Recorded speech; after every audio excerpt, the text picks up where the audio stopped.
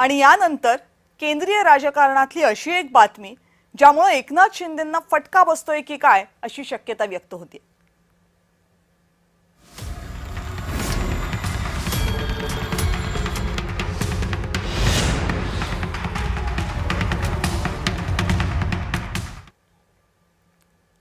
राजकारण हे प्रामुख्याने दोन गोष्टींवर आधारलेलं असतं, एक उपयुक्तता आणि दुसरं उपद्रव मूल्य।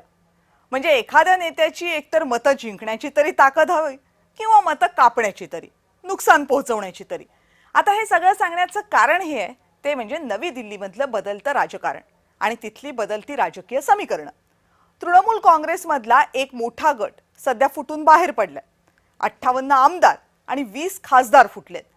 नेमकं या खासदारांमुळेच एकनाथ शिंदेंचं दिल्लीमधलं महत्त्व कमी होऊ शकतं। आधी म्हटल्याप्रमाणे इथं उपयुक्ततेचा मुद्दा येतो। 2024च्या उन्हाळ्यात लोकसभेच्या निवडणुका झाल्या।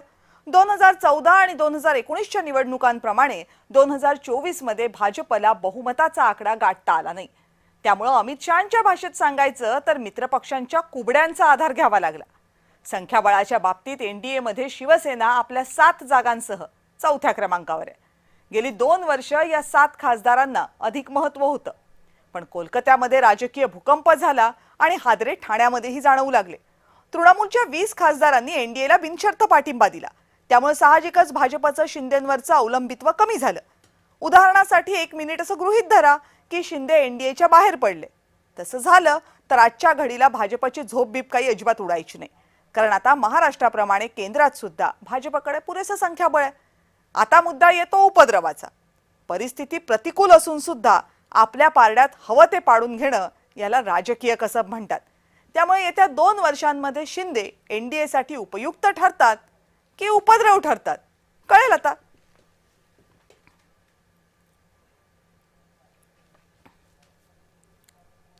आता लोकसभेमधलं महायुतीचं गणित आहे कसं नेमकं बघूयात।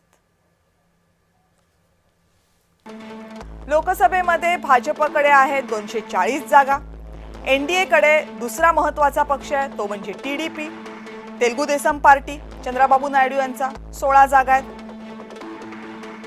जेडीयूच्या जागा आहेत जनता दल युनायटेडच्या 12, शिवसेनेच्या जागा आहेत 7, लोक जनशक्ती पार्टीच्या जागा आहेत 5 आणि बाकीच्या जागा आहेत 13। हे मिळून संख्याबळ होतं 293। पण यामध्ये आता तृणमूलचे 20 खासदार येऊन मिळाले तर भाजपकडचं संख्याबळ जाईल 313 वर। बहुमतापेक्षा हा आकडा बराच जास्त आहे, पण विशेष बहुमतापेक्षा कमी।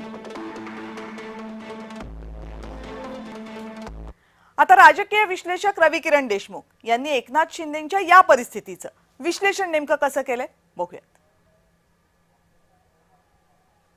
जर समजा विरोधी पक्षाची आघाडी कमकुवत होत असेल आणि त्यातले काही लोकसभा सदस्य जर यांच्याकडे येत असतील तर भारतीय जनता पार्टी त्यांचा उपयोग करून घेईल, राष्ट्रीय लोकशाही आघाडीमध्ये त्यांना स्थान देईल आणि परस्पर त्यांच्या अनेक इतर मित्रपक्षांना असा संदेश देईल की तुम्ही जास्त तुमचा आग्रह कुठल्याही गोष्टीतला आमच्यावर लादू शकत नाही।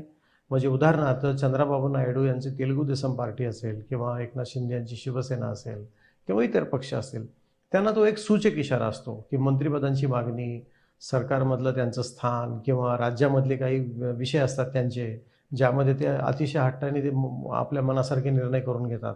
तर अशा वेळेला भारतीय जनता पार्टी अर्थातच एक संदेश असा देईल की आमच्याकडे तृणमूल काँग्रेसचे काही खासदार आल्यामुळं आम्हाला सरकार टिकवण्यासाठी तितकी तुमची गरज नाही भासणार। आणि राजकारणामध्ये असे सूचक संदेश हे समोरच्या पक्षालाही कळत असतात, त्यामुळं तेही समजून घेतात। राजकारणामध्ये रोज काय परिस्थिती आहे याच्यावर निर्णय प्रक्रिया ठरते।